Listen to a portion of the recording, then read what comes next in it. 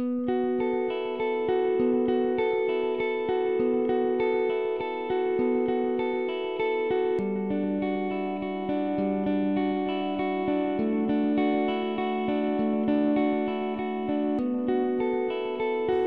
city of Melaka is located on both sides of the Melaka River near its mouth into the Strait of Melaka.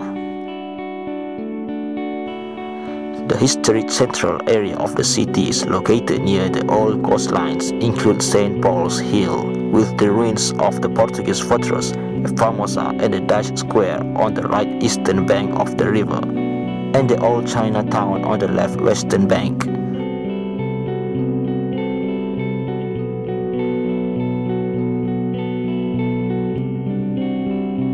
The modern city has grown in all directions from the historic core, including to the south, because the present coastline of the Strait of Malacca is somewhat further down to the south than its original location due to the land reclamation.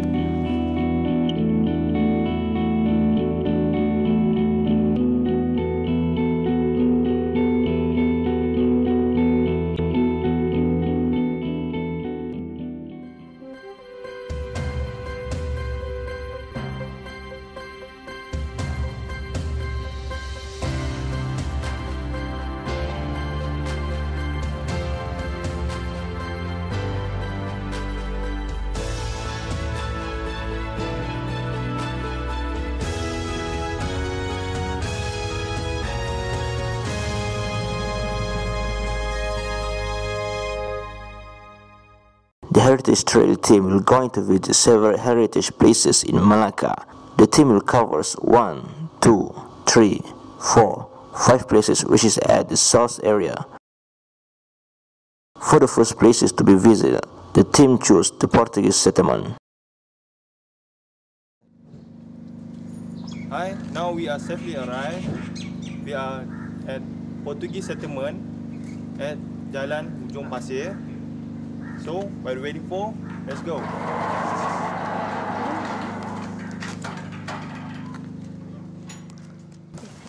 Now we are at a Portuguese settlement. There are 1,200 people resident here. So around 200 house include in this area. So that we look around.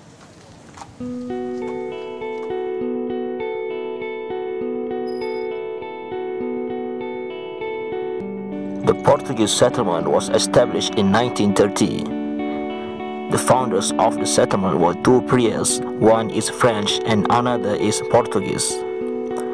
At that time, in 1936, they purchased some lands from the British government and invited all of the Portuguese people who settled down at various parts in Malacca to live together as a community. The first settlement was in 1930, and it was located in Ujung Pasir, Malacca, by the sea. The families who came to the settlement were all poor.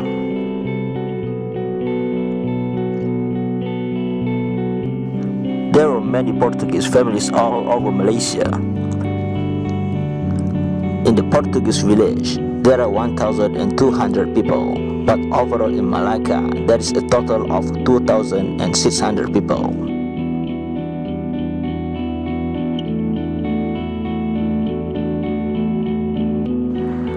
There are also many of the Portuguese people throughout Malaysia. There are in Penang, Kedah, Alor, Seremban, Johor, Sabah and Sarawak, but the number is not as many as in Selangor as Federal Territories, where there are about 6,000 people. However, we don't tend to find them in one community as they do not live together in a village like they do in Melaka. They are live together as a community to practice their culture and religion freely.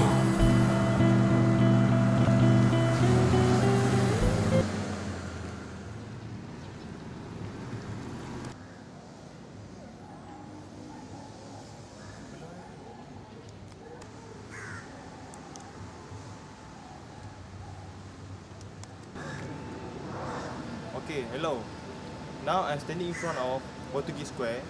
This building was inaugurated by Tun Dr. Mahathir bin Mohamad on 24th January 1985. So, are you ready for? Let's check it out. The Portuguese Settlement Museum, which is located at the Portuguese Square, is the only museum that exhibits the traces and the remnants of Portuguese in Malaysia. This mini-museum promotes and exhibits the history of Portuguese in Melaka as well as the arts, culture and custom of the Portuguese as practiced today.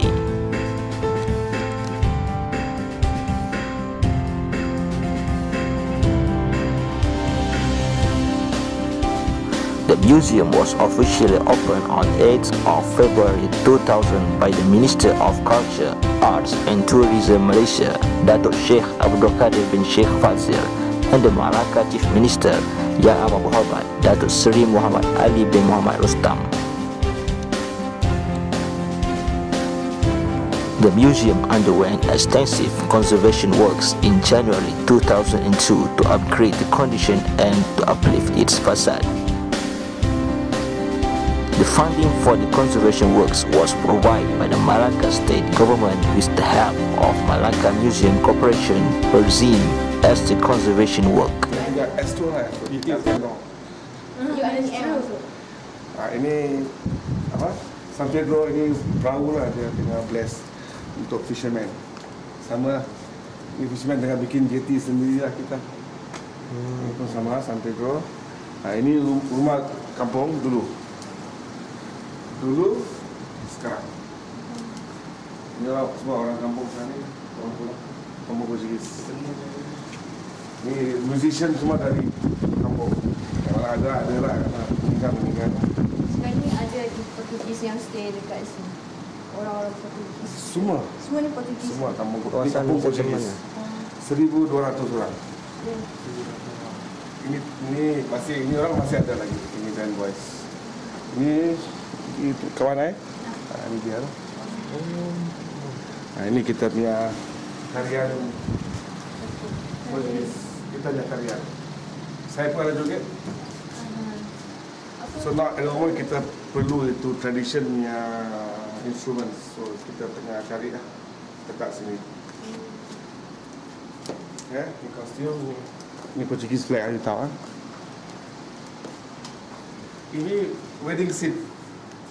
Ini dulu masa Portugis datang, dia kahwin dengan orang lokal kan.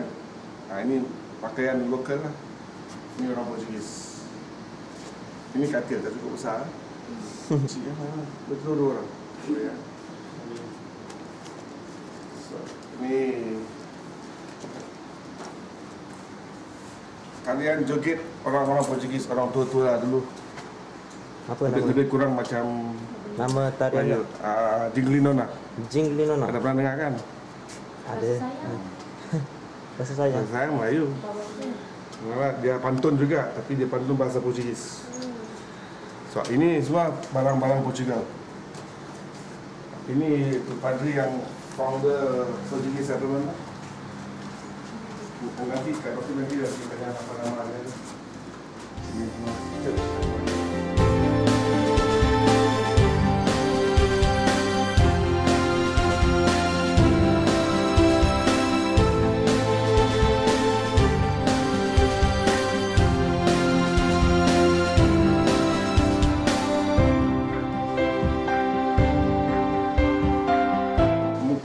Portugisnya Jepun kan, tak tahulah. So kita letak lah. Dokumentari kan? Ini lah apa sejarah.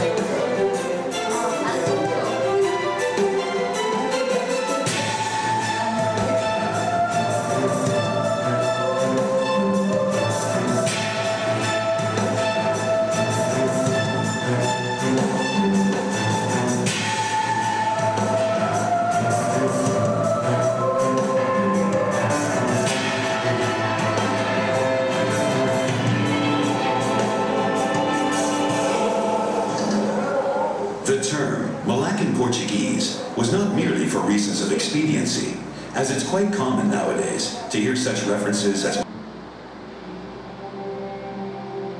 the establishment of the Strait Settlement and the development of the Malay states had siphoned off the affluent and the literate from the population. Dispersed throughout Malaysia. Okay, sir. Thank you for the help. No problem. No problem. Sure, we meet again. Sure. Okay. Next time, huh? Next time. Give a call. Okay. Anytime. Okay. Thank you. See you again. The journey is continued through the up to the north area. The next destination is Dashford.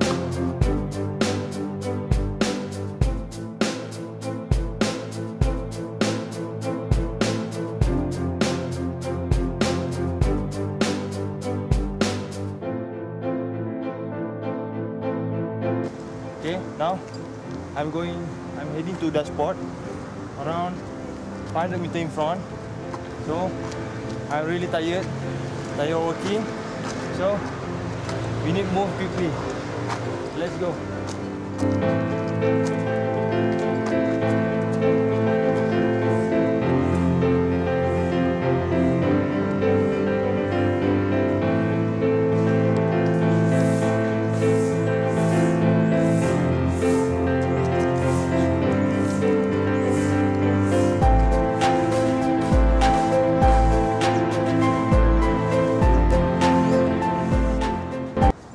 Okay, finally I have arrived at Dashboard. Dashboard is located at the Melaka town. So why the Dash build this building at here? Because it is located at the highest level at the mount. Okay, during this early Portuguese regime in Melaka, Sultan Mahmud constantly attacked the Portuguese, hoping to regain on Melaka. Unfortunately, he failed to do so, and he passed away in Kampar in 1528. However, the Portuguese also come under continuous attack from the Joharians, followed by Acehnese. This sense, they speak the Joharian attacking the Portuguese on St. John Hill. Okay, let's go look, check it out.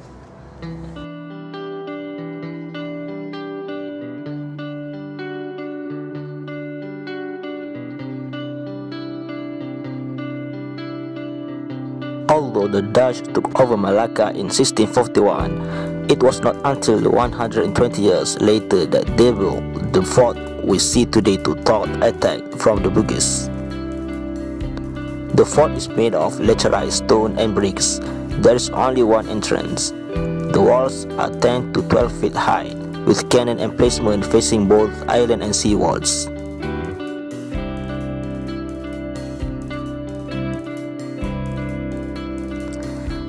Some of the original bronze cannons are still found in a well-preserved condition inside the fort, inscribed Jan Albert de Graaf Amsterdam, which was how Amsterdam casting of the period were marked.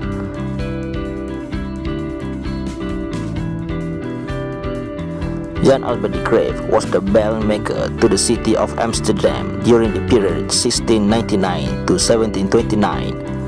During times of war, bell making was suspended and they turned to the manufacture of guns and cannons.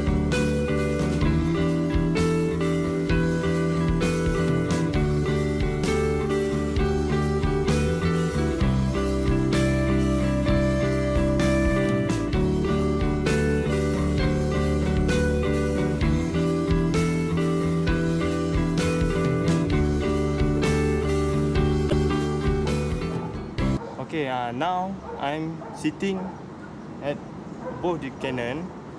Okay, so at this level, we can see at the south area there are sea.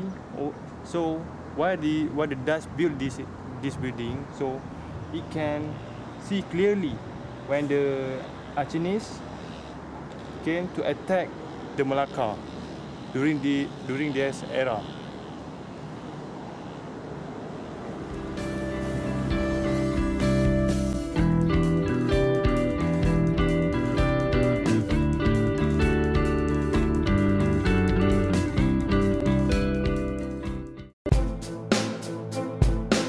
The next destination is about several kilometers from the Dutch fort. Sampokong Temple and Hang Lipo Well will be our last destination for the heritage trail today.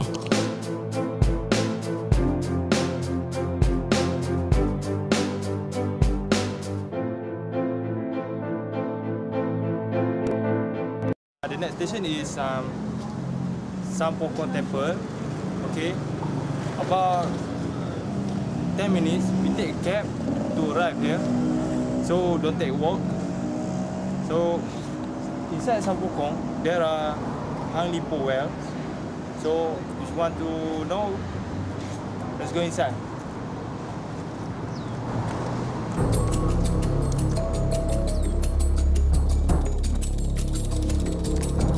The Sampokong Temple in Melaka is located directly at the foot of the famous Bukit Cina. This famous tourist attraction was built in 1795. This temple was actually named after a legendary fish called Sampokong, whereby, according to legend, that during one of the admiral's trip to Melaka, his ship encountered a leak and the fish was accidentally caught in the hole and stopped the leak in the hull of the ship.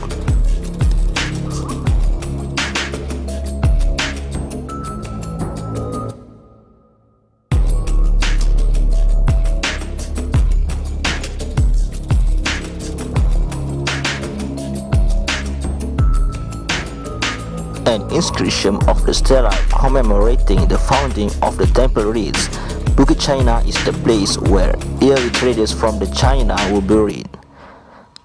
Many Chinese traders came to this country with high expectation of success. Sadly, some died before fulfilling their dreams. Without a family with them, there was no one to pray for their souls. As such, the Chinese captains initiated prayers on their behalf. However, these were always hampered by strong winds and heavy rainfalls because there was no proper shelter. So, in 1795, after Chua Su-chiong had been appointed the Chinese captain, he looked into the problem faced by the community and initiated the building of a temple at the foot of Bukit Cina to ensure that the prayers for those buried in Bukit Cina would not be interrupted.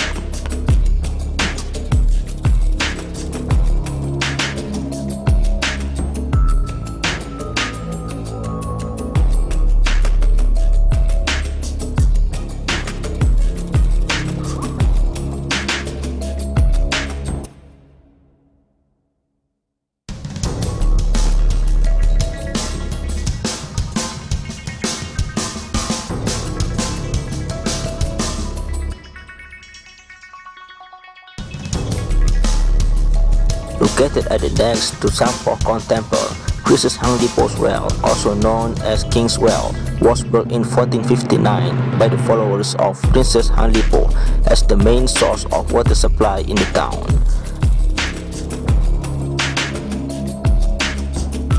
Being the oldest well in Malaysia, it is said that the well will never dry up, not even during time of extreme drought.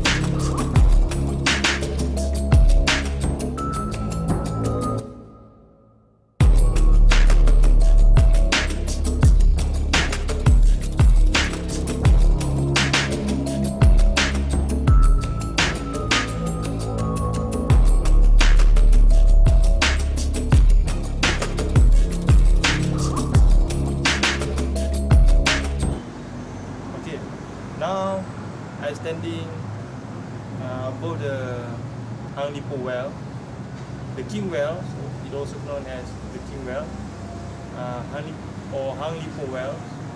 Sultan Shah, 1458 until 1477, ordered the well to be dug for the exclusive use for his wife, Hang Lipo, who came from the China. The water was used for the daily needs, and surprisingly, they never dry up.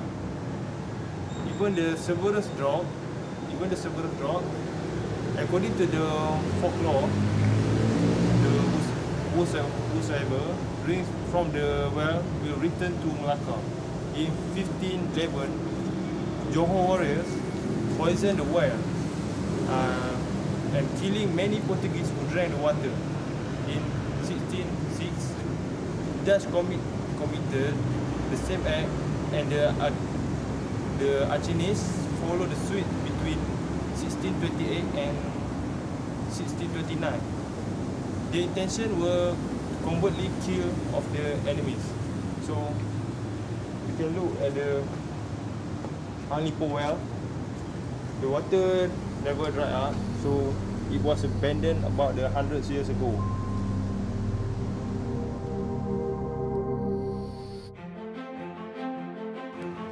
Historic cities of the Straits of Melaka reflect the coming together of cultural elements from elsewhere in the Malay archipelago and from India and China with those of Europe to create a unique architecture, culture and townscape without parallel anywhere in the East and Southeast Asia. In particular, a range and exceptional architecture of shop houses and townhouses.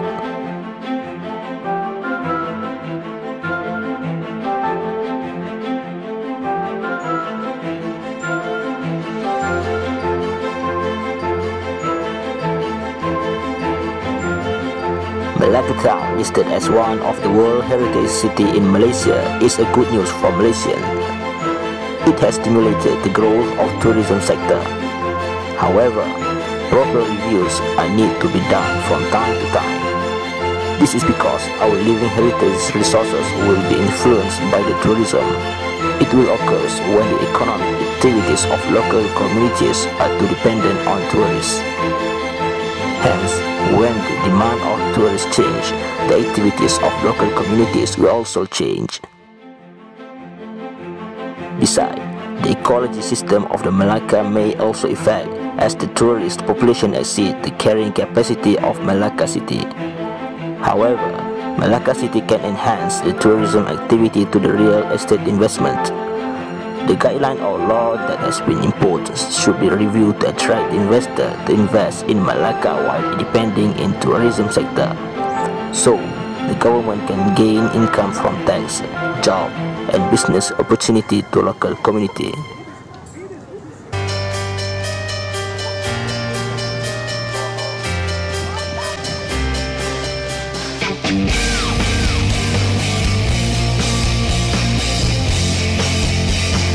Okay, now we are here at Portuguese settlement at Jalan Pasir Ujung. Okay, now